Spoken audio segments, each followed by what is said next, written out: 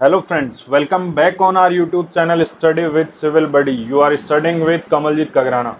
जैसा कि हमने एक सब्जेक्ट सोइल मैकेनिक्स खत्म कर लिया था, उसके बाद अपन आज एक अनाउंसमेंट देख लेते हैं यहाँ पर आपकी जो रेगुलर क्लासेस जो हैं लाइव क्लासेस उनके रिगार्डिंग। तो अपन अब जो नेक्स्ट जो सब्जेक्ट पढ़ने वाले हैं वो है irrigation and water resources. Irrigation and water resources. तो आज अपन यहाँ पर बात करने वाले हैं इसकी सिलेबस की, प्लस इसके जो भी मार्क्स का डिस्ट्रीब्यूशन है कि एग्जाम्स के अंदर कैसे कैसे इसका मार्क्स का डिस्ट्रीब्यूशन रहता है, कौन से पेपर में। अगर अपन पर्टिकुलरली एक WRD JN का पेपर हुआ था अपना 2016 के अंदर, उसके अगर क्लासिफिकेशन की बात करें, प्लस एक जनरल जो डिस्ट्रीब्यूशन होगा मार्क्स का इसके अंदर इंपॉर्टेंस का इस सब्जेक्ट का, वो भी मैं आपको आज इस लेक्चर में कवर करने वाला हूँ। ठीक है, तो सबसे पहले अपन सिलेबस की बात कर लेते हैं। तो ये जो आपको दो इमेजेस दिख रही हैं यहाँ पर, इसमें फर्स्ट इमेज जो जिसमें अगर आपने सिलेबस अगर देखा होगा RSM SSB JE का, तो उसमें जो डिप्लोमा का सिलेबस है, सिविल के डिप्लोमा का सिलेबस है, उसके अंदर इरिगेशन एंड वाटर रिसोर्सेज का सिलेबस जो है वो 5th पॉइंट के ऊपर है, मतलब 5th सब्जेक्ट के as a 5th subject mention कर रखा है। और अगर आप बात करें डिग्री की, सिविल डिग्री, ठीक है, तो उसके अंदर जो है 4th नंबर के सब्जेक्ट पर इसको मेंशन कर रखा है। अब बात कर लेते हैं अपन दोनों इसके अंदर की, इन दोनों के सिलेबस में कुछ डिफरेंस है या नहीं है, इन दोनों में क्या क्या टॉपिक्स हैं जो कि अपने को कवर करने हैं। सबसे पहले इरिगेशन एंड वाटर रिसोर्सेज को अपन जो पढ़ने वाले हैं वो दो पोर्शंस के अंदर पढ़ेंगे। सबसे पहले अपन कवर करेंगे हाइड्रोलॉजी, फिर उसके बाद में जो नेक्स्ट जो अपना कवर करने का नंबर आएगा वो आएगा इरिगेशन सब्जेक्ट का। ठीक है, तो अपन WRE को दो पोर्शंस में ब्रेक करके पढ़ेंगे, होगा कंटिन्यूएशन में, लेकिन सबसे पहले अपन हाइड्रोलॉजी पढ़ेंगे, फिर उसके बाद में इरिगेशन पढ़ेंगे। तो अपन बात करते हैं सबसे पहले इन दोनों के कंबाइंड सिलेबस की। कंबाइंड सिलेबस में यह है जो इरिगेशन की जो डेफिनेशन, इरिगेशन सब्जेक्ट के अंदर जो डेफिनेशन है, सबसे पहले अपन उनको देखेंगे। फिर उसकी नेसेसिटी क्या है, इरिगेशन अपने को रिक्वायर्ड क्यों है, ठीक है, फिर उसके बेनिफिट्स क्या क्या हैं, फिर उसके टाइप्स क्या क्या हैं। टाइप्स मतलब कि इरिगेशन के, जैसे कि आपने किसी ने अगर पढ़ा हो तो सरफेस हो गया, सब सरफेस हो गया, ये सब टाइप्स हो गए। टाइप्स के बाद में अपन आएंगे मेथड्स ऑफ इरिगेशन के ऊपर। मेथड्स ऑफ इरिगेशन के बाद में आएंगे अपन, जैसे कि यहाँ बीच में इन्होंने मेंशन किया हाइड्रोलॉजी, तो हाइड्रोलॉजी के अंदर बता दें आपको क्या क्या मेंशन करने वाले हैं। Measurement of rainfall, run of coefficient, rain goes, losses from precipitation, evaporation, infiltration, etcetera. ये तो सारे हो गए हाइड्रोलॉजी के अंदर बेसिक बेसिक जो टर्म्स हैं उनकी बात। ठीक है, अब अगर अपन बात करें कि अपन हाइड्रोलॉजी के अंदर और क्या कवर करने वाले हैं, तो यहाँ पर आ जाइए आप, सेलो एंड डीप वेल्स। मतलब कि ये अगर इसको अलग से एक टॉपिक जो चैप्टर है वो उसको बोलते हैं, या तो वेल हाइड्रोलिक्स बोल लो इसको, ठीक है, या फिर इसको बोल सकते हैं ग्राउंड वाटर हाइड्रोलॉजी। ठीक है, तो ग्राउंड वाटर हाइड्रोलॉजी के अंदर या फिर वेल हाइड्रोलिक्स के अंदर क्या कौन कौन से जो टॉपिक्स हैं वो कवर होंगे वो मैं आपको बता देता हूं यहाँ पर। Shallow and deep tube wells yield from a well, ये तो दोनों इसके अंदर होंगे वेल हाइड्रोलिक्स के अंदर। ठीक है, फिर इसके अंदर कुछ ड्यूपिट थ्योरी, थीम्स थ्योरी, ये सब थ्योरीज आएंगी, वो सब भी अपन कवर करने वाले हैं। और इसके बाद में फिर से अपन वापस इरिगेशन पे आ जाते हैं। यहाँ पर अपने सब जो सिलेबस है इसको कंटिन्यूएशन में वाटर रिक्वायरमेंट्स ऑफ क्रॉप्स ये कवर करेंगे। फिर इसके अंदर ही आता है वाटर रिक्वायरमेंट्स के अंदर ड्यूटी आता है, डेल्टा आता है, base period, kharif and rabi crops हो गई, कमांड एरिया हो गया, टाइम फैक्टर हो गया, क्रॉप रेशियो हो गया, ओवरलेप अलाउंसेस, इरिगेशन एफिशिएंसी। ये सारी वाटर रिक्वायरमेंट ऑफ क्रॉप्स वाले जो चैप्टर होगा उसी के अंदर कवर होंगी।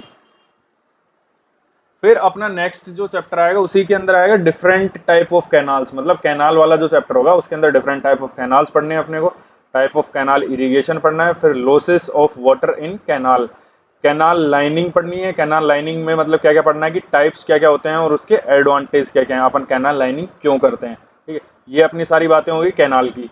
फिर इसके बाद में वियर और बैराज जो स्ट्रक्चर्स हैं उनके बारे में अपने को जानना है, इनके बारे में कैसे कैसे किस किस टाइप के क्वेश्चंस बनते हैं JEE लेवल के एग्जाम के अंदर। स्पेशली ज़्यादा डीप में अपने को किसी सब्जेक्ट में नहीं जाना है, जितना कि अपने एग्जाम परस्पेक्टिव से यूजफुल है अपन उतना ही देखेंगे। ठीक है, तो और इसके अंदर फिर failure of weirs and permeable foundation, silt, scouring क्या होती है, Kennedy theory, Lacey theory, critical velocity, ये सब कैनाल की डिजाइनिंग की थियरीज हैं, ठीक है। तो इनको अपन कैनाल वाले चैप्टर में कंप्लीट करेंगे, Lacey theory of uniform flow, ये सारी। अब नेक्स्ट बात करते हैं अपन, यहाँ वापस से आ जाते हैं अपन हाइड्रोलॉजी के चैप्टर्स पे। हाइड्रोलॉजी में फिर अपन एक फ्लड एंड फ्लड राउटिंग करके एक चैप्टर होगा, उसके अंदर अपन क्या क्या कवर करने वाले हैं वो देख लेते हैं। डेफिनेशन ऑफ फ्लड देखेंगे, कॉजेज एंड इफेक्ट्स देखेंगे, methods of flood control, water logging, water logging क्यों होती है, फिर उसके प्रिवेंटिव मेजर्स क्या हैं, लैंड रिक्लेमेशन अलग से एक टॉपिक होगा। फिर वापस से अपन ये जो लैंड रिक्लेमेशन वाला टॉपिक है, ये वापस से इरिगेशन के अंदर आ जाएगा। Land reclamation, characteristics of affecting fertility of soil, purposes, methods, description of land and reclamation project. फिर एक जो अपने इंडिया के अंदर मेजर इरिगेशन प्रोजेक्ट्स हैं, उनकी लिस्ट बना करके आपको प्रोवाइड की जाएगी, जिससे कि आपको लास्ट टाइम जब एग्जाम होगा तब तक के लिए रिवाइज करने में इजी रहेगा, ठीक है। अब बात कर लेते हैं, ये तो बात होगी डिप्लोमा के सिलेबस की। नेक्स्ट अपन बात कर लेते हैं डिग्री के सिलेबस की। तो डिग्री के सिलेबस में भी सेम चीजें हैं, डिट्टो जो है, सब जो सिलेबस है वो डिट्टो, बिल्कुल एज इट इज डिट्टो है, कोई सिंगल लेटर भी चेंज नहीं है। देख लीजिए, डेफिनेशन है, फिर necessity, benefits, types and methods of irrigation हो गया। हाइड्रोलॉजी में फिर वापस हाइड्रोलॉजी आ गई। Hydrology, measurement of rainfall, run of coefficient, rain gauge, losses and precipitation, evaporation, infiltration, water requirement of crops, duty, delta, base period, kharif and rabi crops, command area, time factor, crop ratio, overlap allowances, irrigation efficiency, different type of canals, type of canal irrigation, loss of water in, ये सारे अगर आप जो major projects, irrigation projects India है, यहाँ तक अगर आ जाओगे तो आपको अगर कोई भी सिंगल डिफरेंस मिले तो मुझे बताना, ठीक है। कोई भी सिंगल डिफरेंस नहीं है इन दोनों के अंदर, तो मतलब कि अपने को दोनों का जो सिलेबस है वो सेम है। तो दोनों जो डिग्री और डिप्लोमा के स्टूडेंट्स हैं, दोनों को इक्वली इंपॉर्टेंस से क्लास अटेंड करनी है, ठीक है। नेक्स्ट अपन बात कर लेते हैं, ये तो हो गया अपना सिलेबस। अब सिलेबस के एक्स्ट्रास में अगर आपको कुछ 2-4 पॉइंट्स मिल जाते हैं पढ़ने के लिए, जो कि हमें पता है क्योंकि हम एनालिसिस करके फिर आपको पढ़ाते हैं, तो इससे होता क्या है कि हम पहले एनालिसिस करते हैं कि इसका प्रीवियस ईयर के जो क्वेश्चंस हैं उनका, तो प्रीवियस ईयर में कौन से चैप्टर की इंपॉर्टेंस कितनी है, क्या है, वो जैसे जैसे जो चैप्टर्स आएंगे उनके साथ साथ में बताता चलूंगा आपको, ठीक है। तो प्रीवियस ईयर में अगर मान लो कि कोई स्ट्रीम फ्लो है, मान लो कोई चैप्टर है स्ट्रीम फ्लो मेजरमेंट, अगर इससे क्वेश्चन नहीं आया हुआ है तो अपन पढ़ेंगे जरूर इसको, लेकिन लेस इंपॉर्टेंस के साथ में। और अगर कोई ऐसा टॉपिक है जिससे प्रीवियस ईयर में क्वेश्चन आया हुआ लेकिन यहाँ मेंशन्ड नहीं है, तो हो सकता है कि वहां से क्वेश्चन आ जाए। तो इसके लिए अपन क्या करेंगे, उस चैप्टर, उस टॉपिक को भी यहाँ पर कवर करेंगे, क्योंकि आपका अगर मतलब 20-25 मिनट अगर आप ज्यादा पढ़ लोगे तो कुछ कम हो नहीं जाएगा, ठीक है।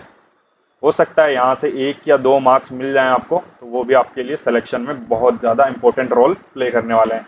नेक्स्ट अपन बात कर लेते हैं मार्क्स के डिस्ट्रीब्यूशन की। WRD JN का जो पेपर था उसका मैं आपको एक एनालिसिस बता देता हूं।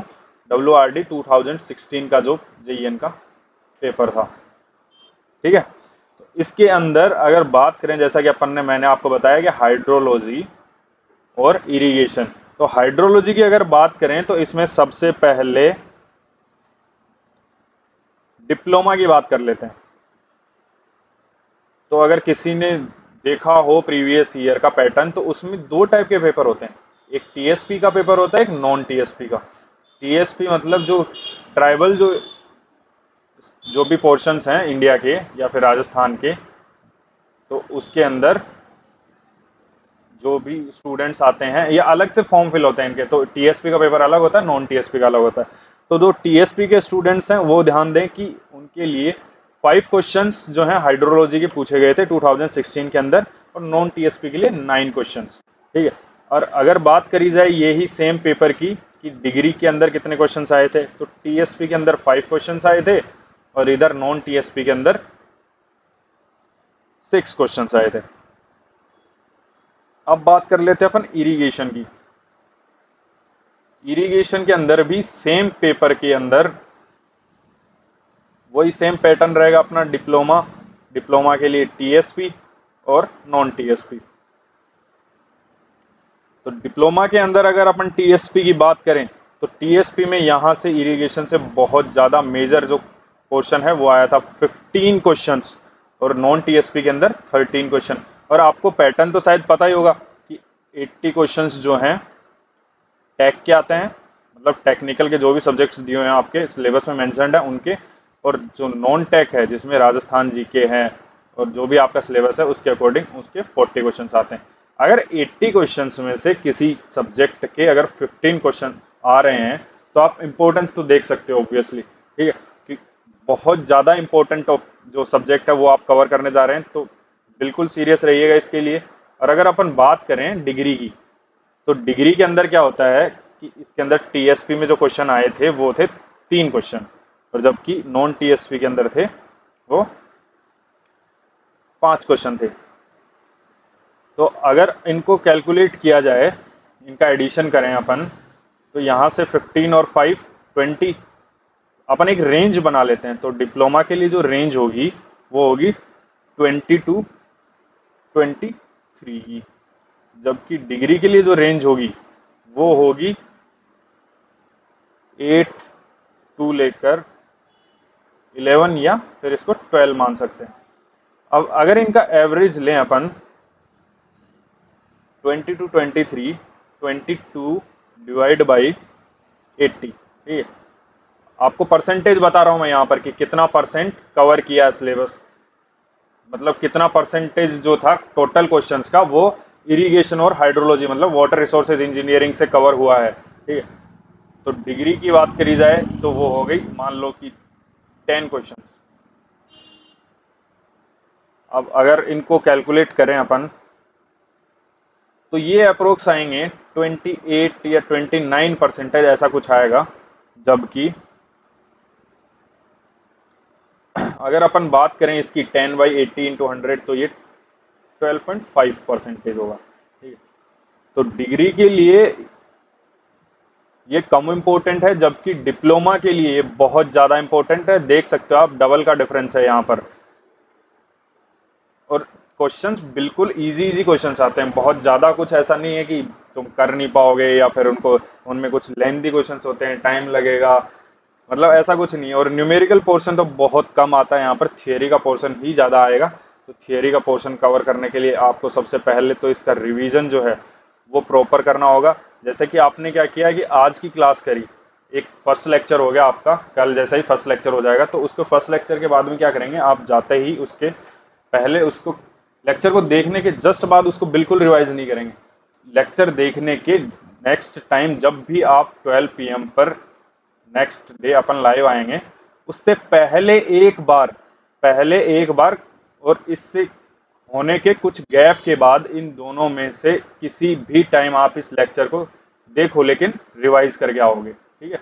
उससे होगा क्या कि थियरी है तो थियरी अगर कनेक्टिविटी होगी, ऑब्वियसली जो आगे के लेक्चर्स होंगे उनमें कनेक्टिविटी होगी, तो कनेक्टिविटी होने से क्या होगा कि अगर आपको पीछे का नहीं पता होगा तो आप आगे वाले को लिंक नहीं कर पाओगे, और उस लेक्चर में भी आप ये देखोगे ये कौन से प्लैनेट की बातें हो रही, ठीक है। तो ये सब इम्पोर्टेंट था। और बाकी अपन ने हमारे चैनल ने एक मिशन 95 डेज स्टार्ट किया है आज से, मतलब आपके एग्जाम के अंदर अब 95 डेज रह गए हैं, तो बी सीरियस एग्जाम के लिए, ठीक है। और अगर जैसा कि अब सिचुएशन चल रहा है आपको पता है आज जेईई की एग्जाम जो है वो हो चुकी है, अभी चल रहा है पेपर, और नीट का जो पेपर है वो होने वाला है। तो मतलब कहीं ना कहीं अगर इतने बड़े स्केल की एग्जाम हो रही हैं तो अपने जेईई की एग्जाम भी होगी, RSM SSB जेईई की एग्जाम। और कुछ लोगों का कमेंट आता रहता है कि सर 5 दिसंबर को ही एग्जाम होगी। भाई आपसे ज्यादा हमें चिंता है आपके एग्जाम की, ठीक है।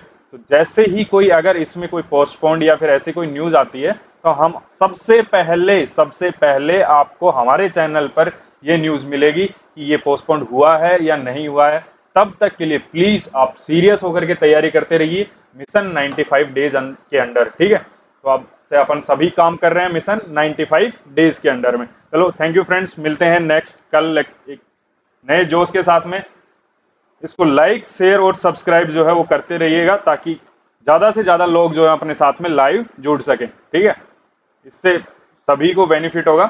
Thank you friends. और अगर कोई डोनेशन कर सकता है तो 1 रुपए का डोनेशन प्लीज कर दीजिए, जिससे क्या है कि हमारी भी चैनल की जो है इकोनॉमिक कंडीशन है वो सही हो जाएगी। और बाकी जो कुछ, जैसा कि मैंने आपको बताया अभी, टीएसपी और नॉन टीएसपी, जो टीएसपी जो इलाके के लोग हैं वो इतना मतलब कि आगे नहीं आ सकते हैं और उनके पास में इतने रिसोर्सेज नहीं होते हैं, तो हो सकता है उनकी हमारे थ्रू हेल्प हो जाए, ठीक है, आपके थ्रू हेल्प हो जाए, तो उससे आपको भी दुआएं ही मिलेंगी, ठीक है। Thank you friends again.